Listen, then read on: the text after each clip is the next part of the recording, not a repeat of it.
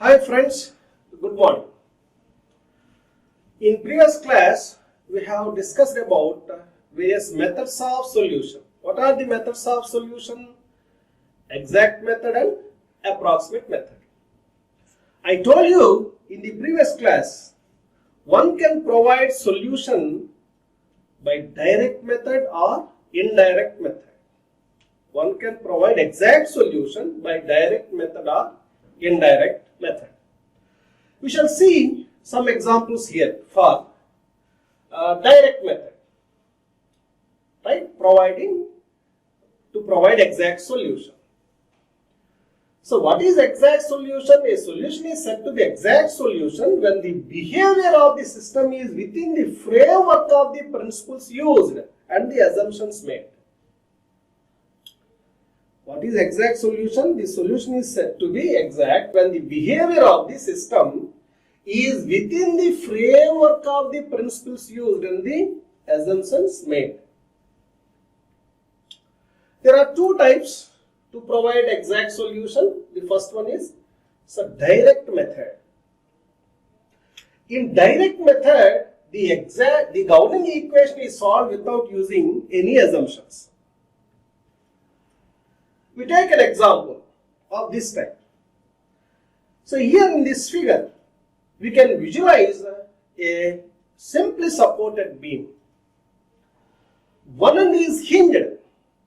Remember, why it is hinged, I tell you. In bridge, we observe the simply supported beams. One end is hinged, other end is supported on a roller like this.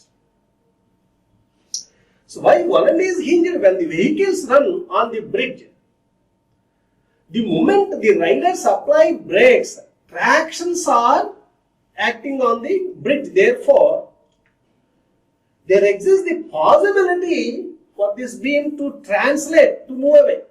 To prevent this translatory motion, one end is hinged.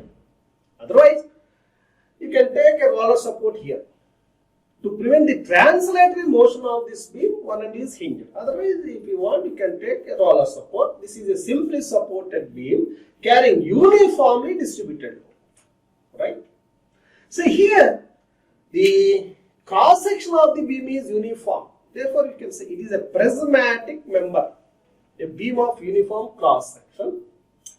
X-axis taken along the length of the beam and y-axis perpendicular to it. Positive x-axis taken along the length and positive y-axis taken vertically downwards, because the beam bends in the form of arc of the circle, producing displacement in the downward direction. That is the reason why I have taken positive y-axis downwards.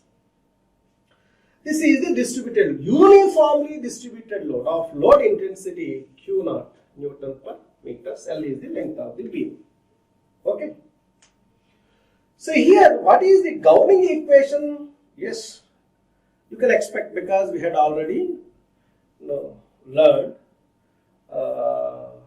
the problems of this type. We had already learned providing solutions to problems of this type in mechanics of solids course. So this is the governing equation for beam deflection. EI into d square V by dx square equal to minus m. E, it is the Young's modulus. I is the moment of inertia. I is constant here because the cross section is uniform. It is rectangle. E is another constant, you know it.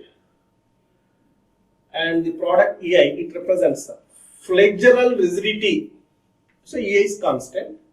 D square by V by dx square equal to minus m. V represents the beam deflection. It is a function of variable x. M is the bending moment acting on a section distant x from one end.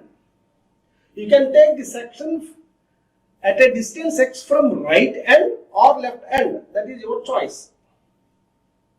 That is your choice. You can take a section. You can take a section xx distant x from the right end. If you want, you can take from the left hand. Doesn't matter. Right? What is the moment acting on this section? That is what represented by M. You have to calculate. Right? M, I have calculated. The bending moment acting on the section distant x from the right end is minus q naught x square by 2 plus q naught L x by 2. You know this. Okay. So what you have to do to format this equation? You have to determine the support reactions firstly. What is the total load acting here? Because the load intensity is same, the total load acting on the beam is Q naught into L simply.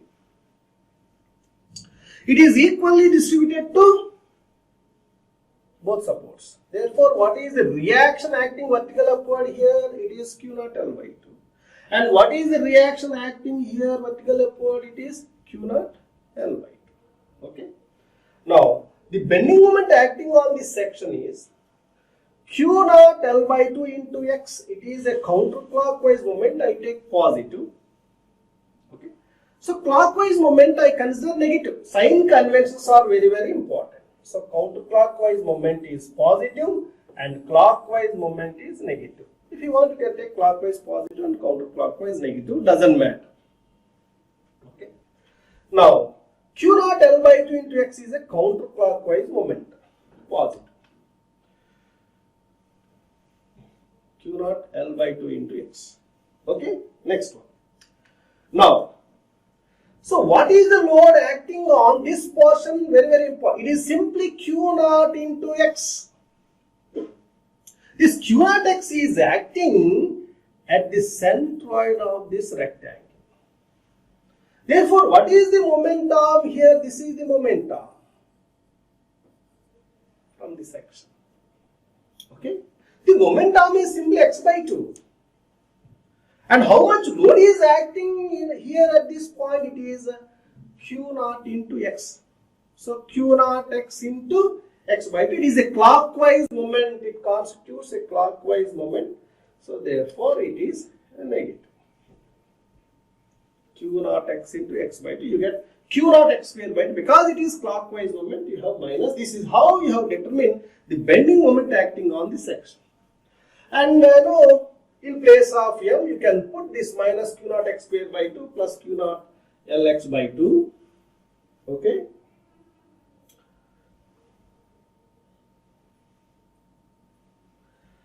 Now, and this you have to integrate twice. If you integrate it once, you get the expression for slope of the beam. When you integrate it once, you get the expression for slope of the beam. The expression contains one constant. When you integrate it once again, you get the expression for beam deflection. Now it contains two constants. Therefore, you have to evaluate both constants. Because there are two unknown constants, you want two initial conditions. What are they? Again, come back to the configuration diagram. So here, this is the hinge. It permits the beam section to rotate.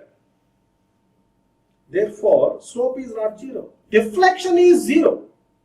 That is the reason why at x equal to 0, beam deflection is 0. That is one condition. Okay. And second condition. See here, the load is uniformly distributed over the length L.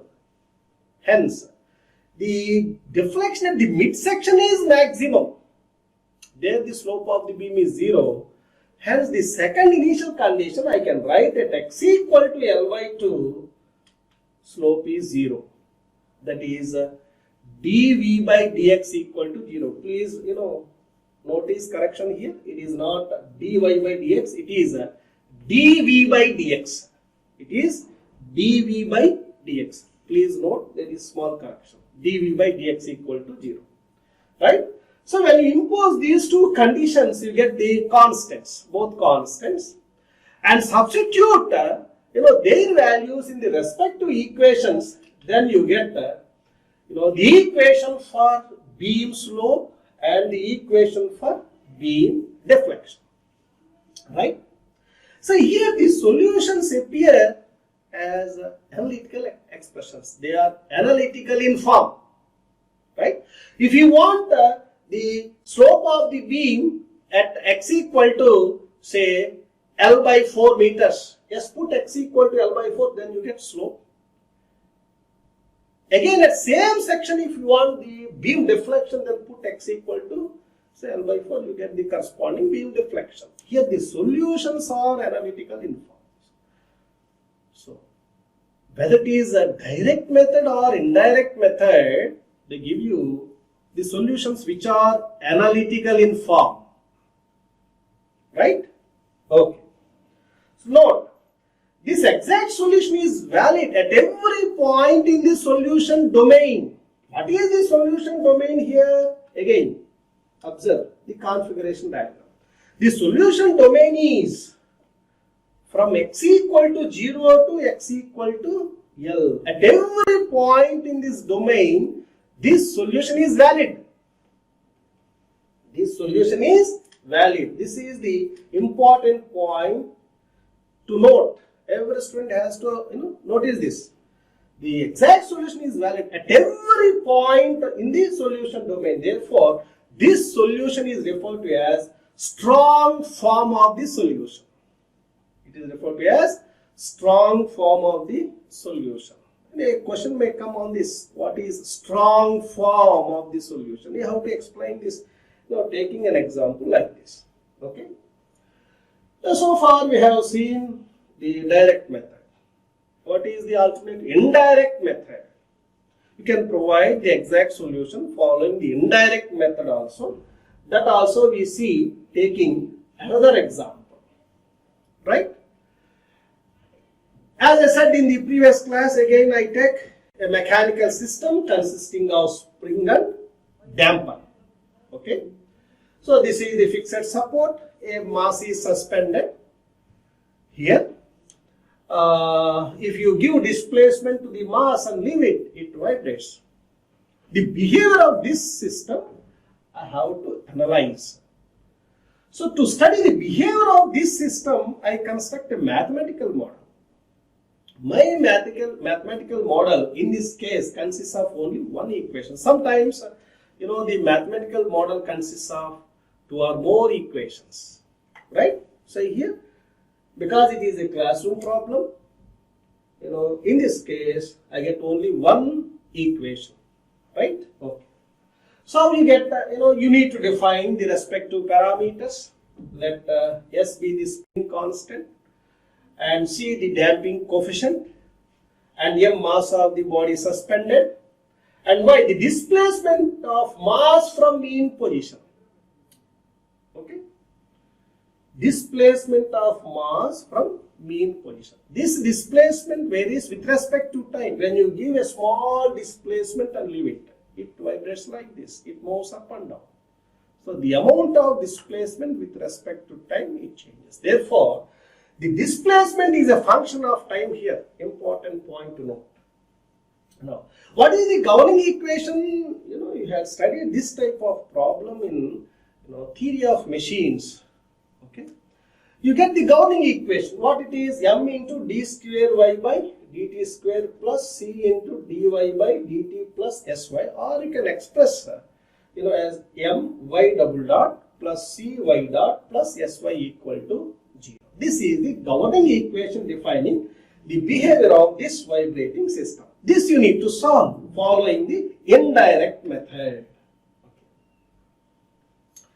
So how you provide solution? See here.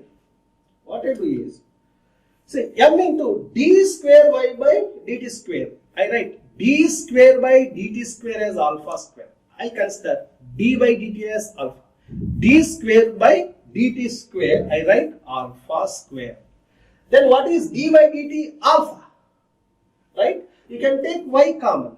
So therefore, in this, you can write alpha square y plus c by m into alpha y plus s by m into y equal to 0. And when you take y common, then you get alpha square plus c by m alpha plus s by m into y equal to 0 but y is not 0. Remember, what you get? Please go back. Don't get confused. I put d square by dt square alpha square. I put d by dt alpha. Then what I can write? Please be careful. Listen to me. Then what I write? I can write here m alpha square y plus c alpha y plus sy equal to 0. When you take y common, in the next step, what you can write? M alpha square plus c alpha plus s into y equal to 0. RH is 0. The term on right hand side is 0 when m alpha square plus c alpha plus s equal to 0 but not y equal to 0. If y is 0, the system cannot vibrate. This is very, very important point. Okay? M alpha square plus c alpha plus s equal to 0. So if you divide the whole expression by m, then you get this. I hope you know how to get this because you had already studied in dynamics of machinery. You have this problem in dynamics of machinery course. Okay? This equation, what is called auxiliary equation. It appears as a quadratic equation. You can determine two roots. You get two roots. Okay, alpha 1 and alpha 2. When you get two roots, you can write the solution to the governing differential equation as, say, y equal to a e alpha 1t plus b e alpha 2t. You can assume like this: y equal to a into e to the power of alpha 1t plus b into e to the power of alpha 2t. This is how you can assume the solution to the obtained governing differential equation. We have two constants here. What are they? A and b. Both constants in this equation can be determined from the initial conditions. When you substitute in their respective places, then you get the exact solution to the differential equation. Okay. So this is the indirect method of solution. I hope everybody understands this exact solution obtained by indirect method with this example. Okay. Now we come to the approximate method. We have seen in this particular class providing the exact solution by direct method or indirect method. Now we come to the approximate method. Why we prefer the approximate method? When the exact solution is not possible, we go for approximate solution. Okay. Now, when this type of case exists, in some cases, the governing equations become more complex. Therefore, using indirect method also it is not possible to provide solution. So what is the difficulty? You can take an example involving the structural mechanics, right? Let us see. This is the problem. If I ask you whether any student solve this type of problem in solid mechanics course or mechanics of solids or strength of materials course, you say no. Because, say here the beam has variable cross section. If I give you a beam with uniform cross section supporting the point loads, distributed load and couples, yes, you can solve it to determine the reactions at the supports, the bending moment at the section, the shear force acting on the section, and no doubt you can also determine the deflection of the beam along with slope of the beam. But if I give you a problem of this type, no doubt, if I give you this problem, can you solve? You say no, not possible.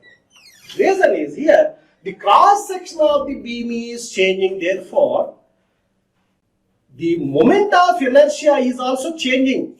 It is a variable. That is the reason why in the governing equation I write here Ix.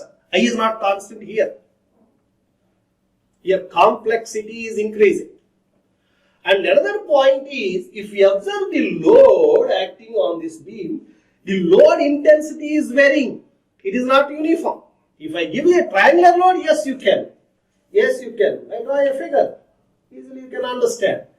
If I give a problem of this type, a cantilever with uniform beam cross section and supporting the load, triangular load, yes, no doubt you can solve it using the knowledge of mechanics of solids.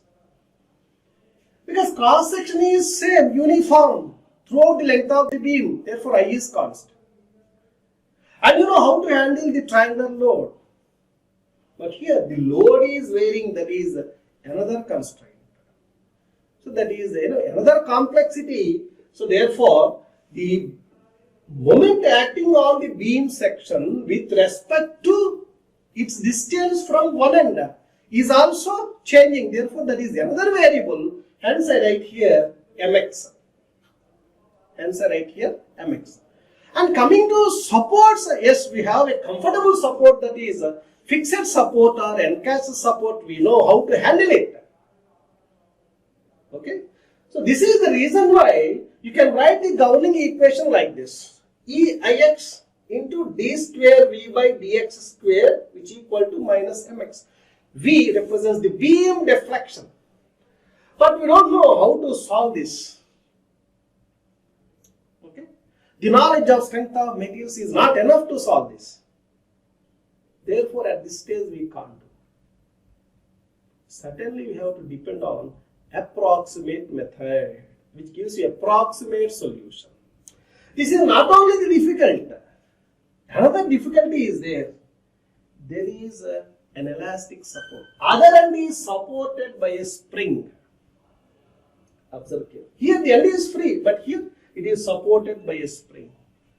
Here the complexity involved is, too much. Complexity is increased. Therefore, can you solve this problem? No. To provide solution to the problem of this type, you have to depend on the approximate method. Right? Now here, this equation you can write like this, because mx is a variable. The bending moment is a function of variable x, therefore I write. And here Eix product Eix. So this also you can represent as a function of variable, say gx. Therefore d square v by dx square equal to minus f of x by gx. Now you must know handling this equation to provide this solution. No doubt we get approximate solution. So how you solve it? So this is the reason why we must be aware of the approximate methods of solution. Okay.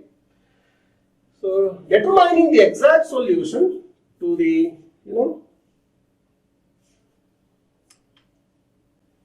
to this case or this case is very difficult. Even by indirect method, you can provide only the approximate solution. Exact solution is not possible. The reason is the differential equations are complex. So therefore, to provide solutions to such problems, one can use either Euler's method, Picard's method, or Runge-Kutta method. So either one of these you can prefer, right? The formulation of necessary governing equations for approximate method are integral in form. Hence, the nature of solution is in average sense. So therefore, the formulation of governing equation and thereby the solution are in weak form. Very, very important. Are in weak form. Right? Okay. Dear students, now we shall see the summary, what we have learned in this particular class. We have begun with, the exact method of solution. To provide exact method, you can follow the approach, the direct method or the indirect method. We have taken in each case, one example and formulated the governing equation and solved it. And why the exact solution is not possible when great complexity is involved in a problem, that also we have seen taking two examples. So whenever the complexity is increased with load acting on the beam, geometry and supports, no doubt one can prefer the approximate methods. In the next class, we can discuss about the approximate methods of solution. There are two approximate methods of solution. They are known as classical method and numerical method. In next class, we can begin learning about classical methods. Thank you. Thank you very much.